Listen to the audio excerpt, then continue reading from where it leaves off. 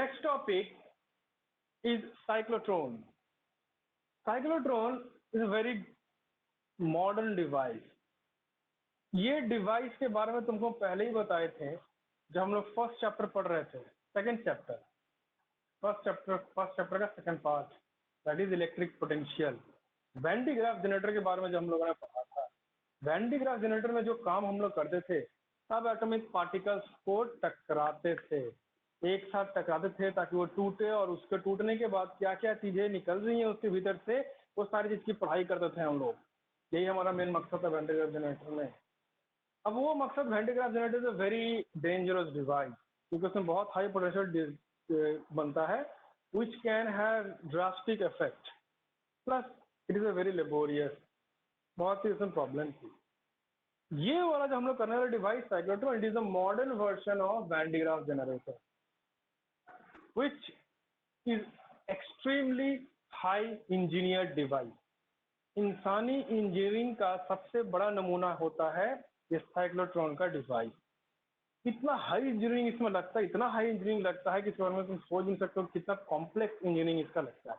World के best engineer, best scientist मिलकर इस डिवाइस को बनाए।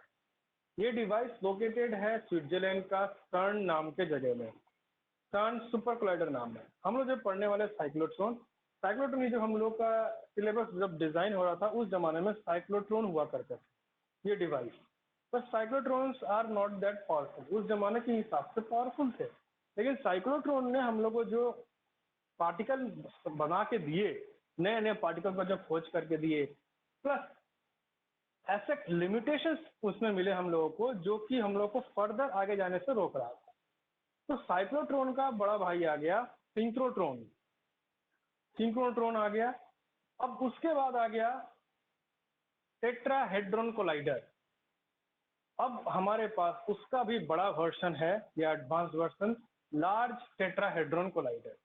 लार्ज टेट्राहेड्रॉन कोलाइडर जो है वो स्विट्जरलैंड का सर्न नामक शहर में मौजूद है, और उसमें सिर्फ और सिर्फ बेहतरीन, वर्ल्ड के सबसे बेहतरीन फिजिसिस्ट और इंजीनियर्स ही है जो वहाँ पे काम करते हैं, because it is a very very very complex device.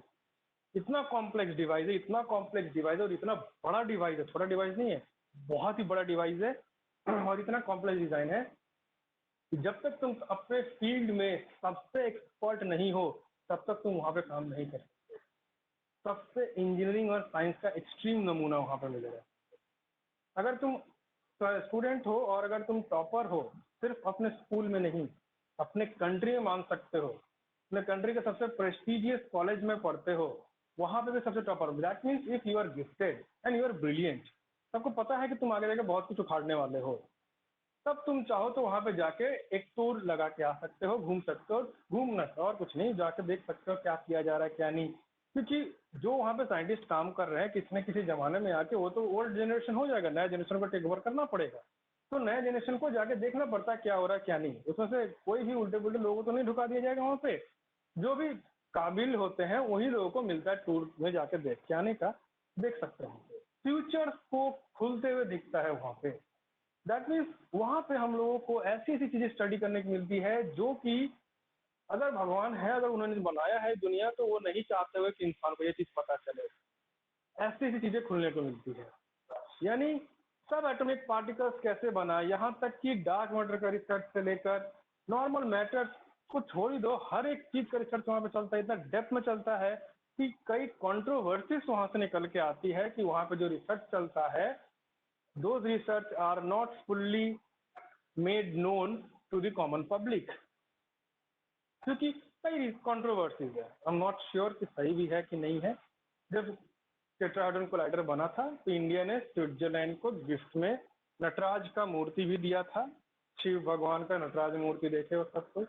वो जो सन सुपर कोलाइडर है टेट्राहेड्रॉन कोलाइडर, उसी के बाहर नटराज का एक मूर्ति भी लगाया हुआ है बड़ा सा, यानी शिव भगवान का वो मूर्ति भी है वहाँ पे।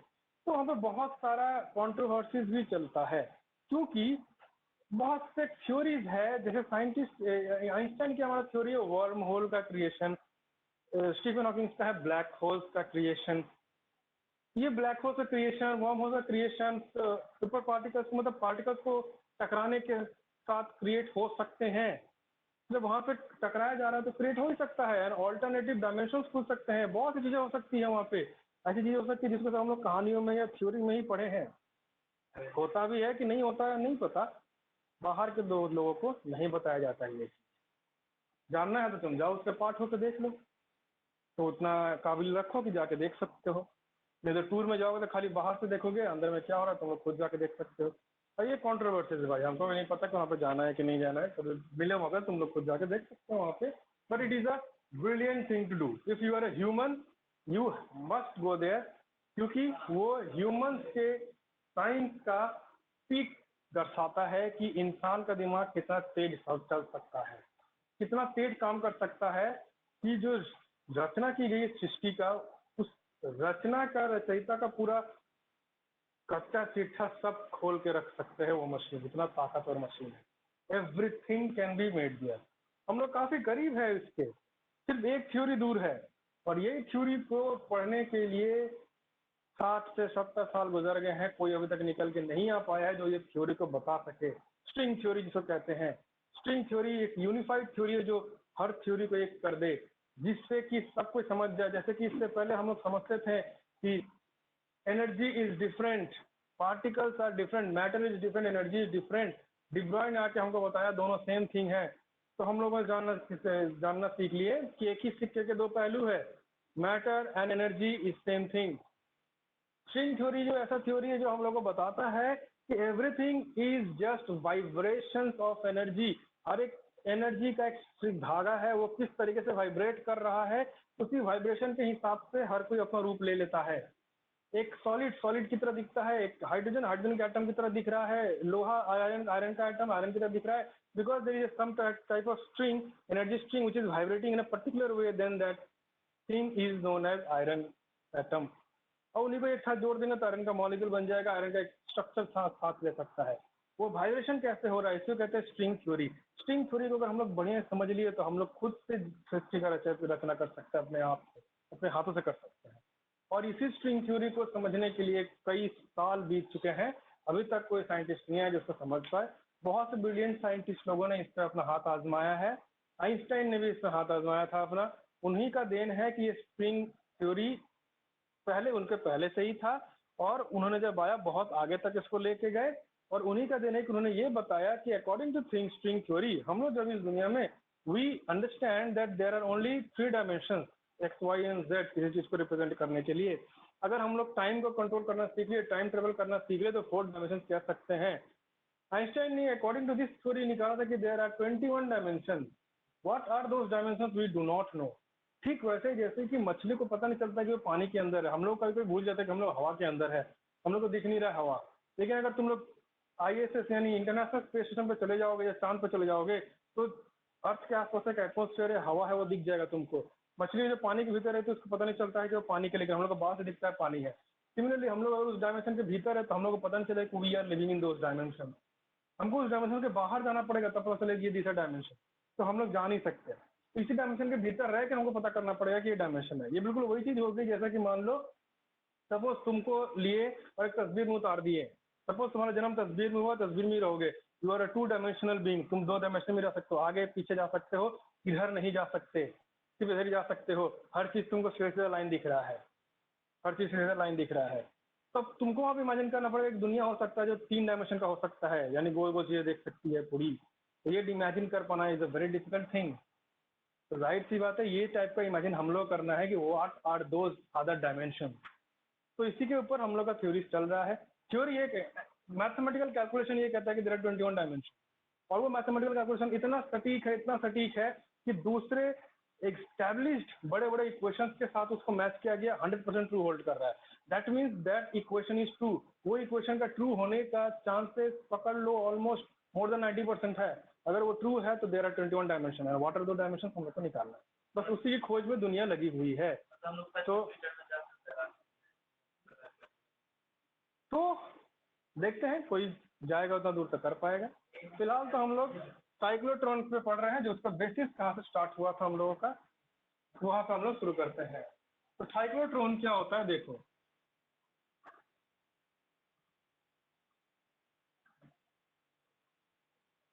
साइक्लोट्रॉन, हम लोग को क्या करना है, दिमाग में चीज रखना हम लोग को, we always want to keep this in mind that what is our aim is to collide two particles to subatomic particle. इतने छोटे पार्टिकल्स को हम पकड़ पाएंगे नहीं, तो उससे कोलाइड करवाना है।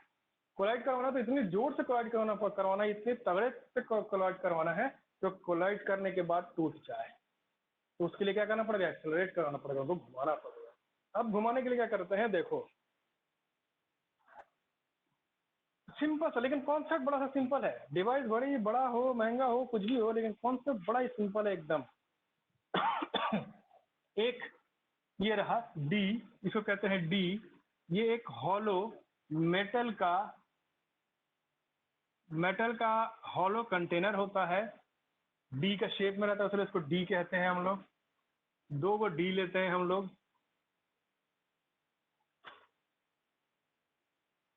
ये रहा दो तो डी ले लिए। ये डी को इलेक्ट्रिसिटी से जोड़ देते हैं, यानी इलेक्ट्रिसिटी नहीं, इसको कहते हैं ऑसिलेटर। इसको ऑसिलेटर से जोड़ देते हैं। अब ये क्या काम करता है, क्यों करता है, सब बताएंगे हम तुम लोग को, थोड़ा धीरे धीरे वेट करो। ऑसिलेटर, फिलहाल तो तुम ये समझो कि ये इलेक्ट्रिसिटी है नॉर्मल, प्लग में जोड़ दिए। ये क्या किया है, अभी इसका चार्ज पॉजिटिव दिया, इसका चार्ज नेगेटिव दे दिया। तो ये पॉजिटिव है, ये नेगेटिव है, तो ये बीच में तो कुछ नहीं है, फाका है। तो यहाँ से इलेक्ट्रिक फील्ड इस डायरेक्शन में बना, पूरा यहाँ से तक इलेक्ट्रिक फील्ड इधर से इधर जा रहा है। अब ये कह सकते हो इलेक्ट्रिक फील्ड इधर क्यों जा रहा है, इधर में तो इलेक्ट्रिक फील्ड जनरेट हो सकता है। ये हॉलो डी है, ये तुम टॉप व्यू दिखा रहे हैं, फ्रंट व्यू अगर दिखाएंगे तो फ्रंट व्यू बिल्कुल ऐसा दिखेगा। फ्रंट व्यू थोड़ा सा साइड व्यू या टिल्टेड व्यू अगर बताएं उसको।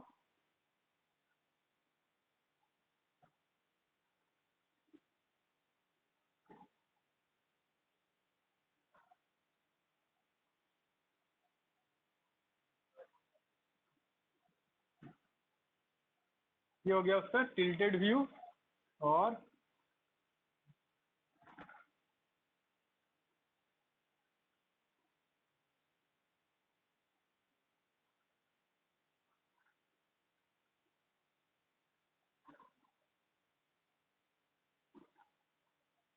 ये हो गया, एक इधर है एक इधर है। थोड़ा सा इसको नीचे ही मान लो कर दो, दो डी इस तरह से रखा गया। ये हॉलो है, बीच में पूरा फाका है।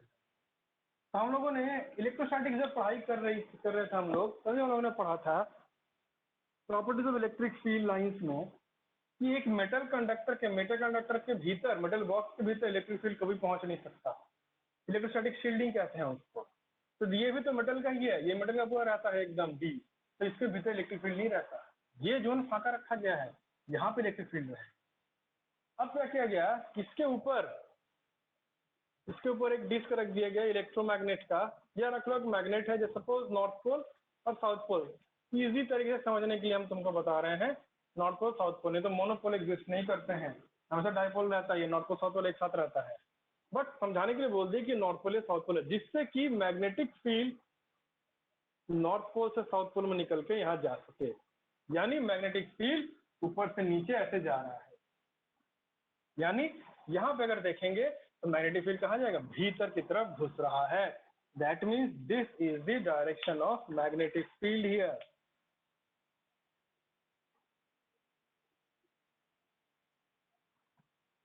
मैग्नेटिक फील्ड भीतर की तरफ घुस रहा है। अब क्या होगा इसमें देखो, नॉर्मली एक ऐसे ही चार्ज पार्टिकल लेते हैं, और सपोज कोई सिस्टम ले आओ जो यहाँ पे लाके बीच में एक चार्ज पार्टिकल छोड़ दो। चार्ज पार्टिकल जैसे यहाँ पे छोड़ दिए, वो चार्ज पार्टिकल क्या करेगा, यहाँ पे वो चार्ज पार्टिकल छोड़ दिया गया। इमेजिन करो that is a positively charge particle, proton एक छोड़ दिया यहीं पे।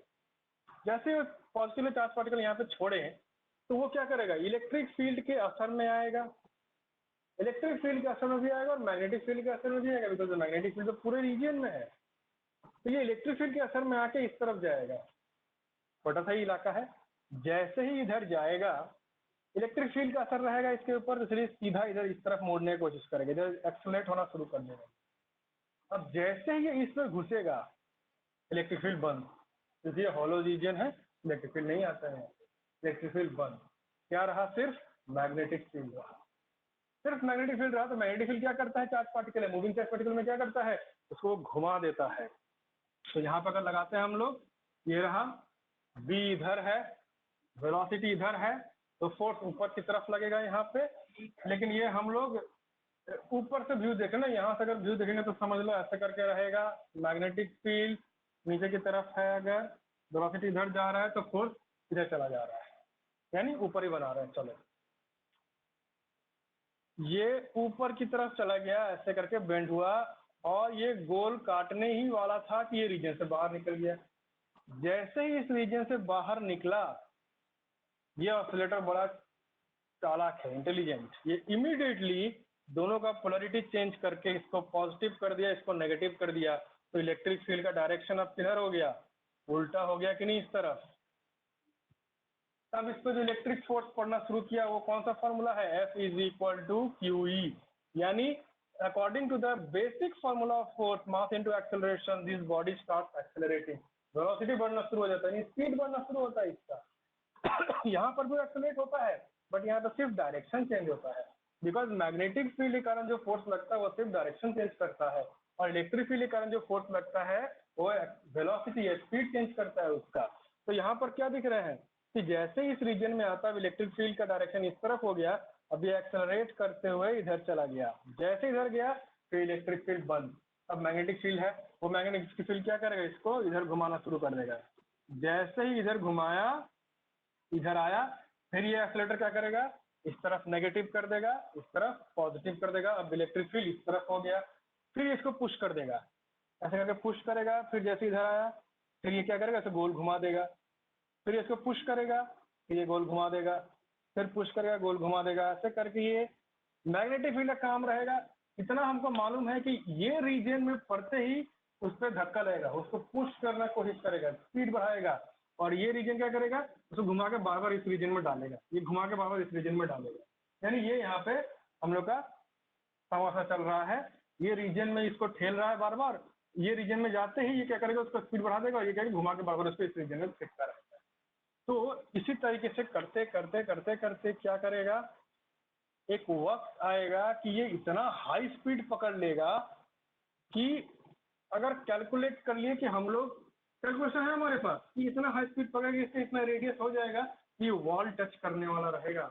और एग्जैक्ट कैलकुलेशन के साथ हम लोग इसको फायर करेंगे। यहाँ पे एक विंडो मान लो दे दिया रहेगा, इसी विंडो के साथ ये यहाँ से निकल के आ जाएगा। जैसे निकलेगा, ना ही मैग्नेटिक फील्ड ना ही इलेक्ट्रिक फील्ड काम करेगा, ये सीधा यहाँ से शूट करेगा, और यहीं पे एक पार्टिकल रहेगा। मान लो यहाँ पे दूसरा एक साइक्लोट्रॉन है, उसमें एक दूसरा पार्टिकल है जो ऐसे ही रिवर्स घूम रहा है, और घूमते घूमते घूमते घूमते वो भी यहाँ से शूट किया और ये भी यहाँ शूट किया, और दोनों यहाँ पे टकरा। दोनों यहाँ पे जब टकराते हैं, टकराने के बाद यहाँ पे बहुत सारा सेंसर्स मौजूद रहता है, और हर तरीके का सेंसर्स रहता है, वो हर चीज सेंस करता है यहाँ पे क्या हुआ, change in electromagnetic pulse, change in energy का तो कोई सेंसर नहीं है, लेकिन लाइट का सब कुछ का सेंसर रहता है। सब कुछ यहाँ पे सेंस किया जाता है, बहुत सेंसर्स रहते हैं, इस बार हम लोग सुने भी नहीं है। सब कुछ यहाँ पे सेंस होता है कि क्या हुआ क्या। तो दिस इज अ साइक्लोट्रॉन। तो दिस इज अ साइक्लोट्रॉन। अब यहाँ पे इस साइक्लोट्रॉन में ये जो चीज दिख रहा है इसको कहते हैं oscillator, high frequency oscillator. High frequency oscillator जो है ये क्या करता है, इसका काम है सिंक्रोनाइजेशन बना के रखना। What is synchronisation? Synchronisation is the process of synchronising the polarity of the D. Polarity मतलब पॉजिटिव या negative part, polarity of the D with motion of the charge particle. किस डी में घुसा है, कहाँ पे पॉजिटिव कहाँ पे नेगेटिव देना है, उस हिसाब से चेंज कर देना पोलैरिटी। ये इसका समझ में आया? ये उतना इंटेलिजेंट नहीं है, हम लोगों को इसका प्रोग्रामिंग ऐसा करना पड़ता है, या पहले से कैलकुलेट कर देना पड़ेगा, जिस हिसाब से इसको हम लोग प्रोग्रामिंग करेंगे। This is known as high frequency oscillator and this is cyclotron. ये है थ्योरी पार्ट, पूरी तरीके से समझ में आया। अब हम लोग करने वाले हैं इसका कैलकुलेशन पार्ट, मैथमेटिकल पार्ट। कुछ फॉर्मूलाज बनाएंगे हम लोग, बिकॉज हम लोग का हमेशा से एम रहा है कि इजी चीजें स्टूडेंट्स को नहीं देना, जब देना है तो इतना हार्ड दो, इतना कंफ्यूज दो कि वो अपने सर के बाल सोचते रह जाए। So this is quite easy, so let us make this very hard and bring some formulas here. Okay,